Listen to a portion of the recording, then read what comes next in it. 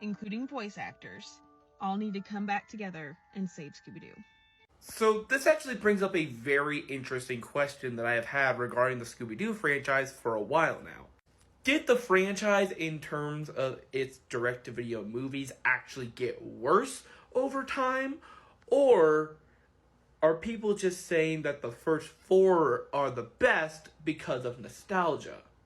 I think it's a combination of the two.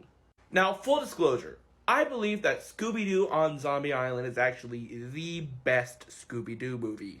And this includes all the theatrical and television films as well. And the other films that they released around that time, such as The Witch's Ghost and The Alien Invaders, are not the greatest, but they're still enjoyable films. Cyberchase fucking sucked, though. I'm not gonna lie. It's kind of sad because that was the film dedicated to William Hanna, but anyways. But there are a grand total of 48 Scooby-Doo movies. There are a grand total of 48 Scooby-Doo movies. With a number that high, there certainly aren't just 4 good ones. Granted, with a number that high, there's also a lot of shitty movies. But there are definitely some diamonds in the rough, and I'm not just talking about those initial 4. Straight out of nowhere, Scooby-Doo meets Kurt the Cowardly Dog, that was really good. Trick or Treat Scooby-Doo was pretty good. Not to mention, it is the film that finally confirmed that Velma is a lesbian. So, pretty important for Scooby history. The recently released Scooby-Doo in Crypto 2 was pretty good. And Legend of the Phantasaur was an enjoyable time that gave us Ultra Instinct Shaggy. And on the television side, which is Scooby-Doo's bread and butter, they've been doing pretty damn good in terms of quality. With the exception of Velma, but Velma is like the Bruno of Scooby-Doo shows. We don't talk about it. So is Scooby-Doo in need of saving? I don't think so.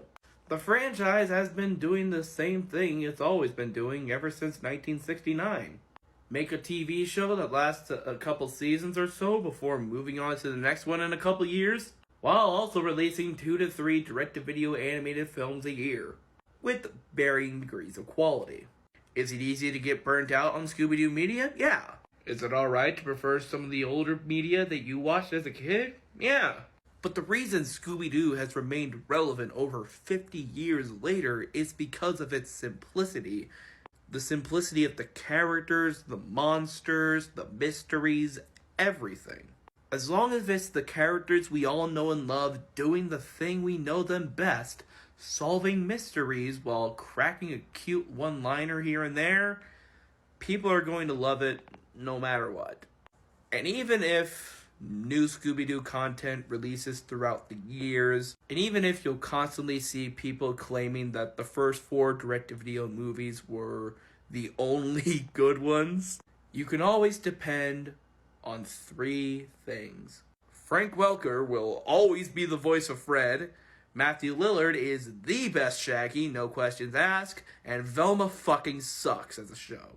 And even at the end of time, there will always be 2 to 3 Scooby-Doo movies released direct-to-video every year, with varying degrees of quality.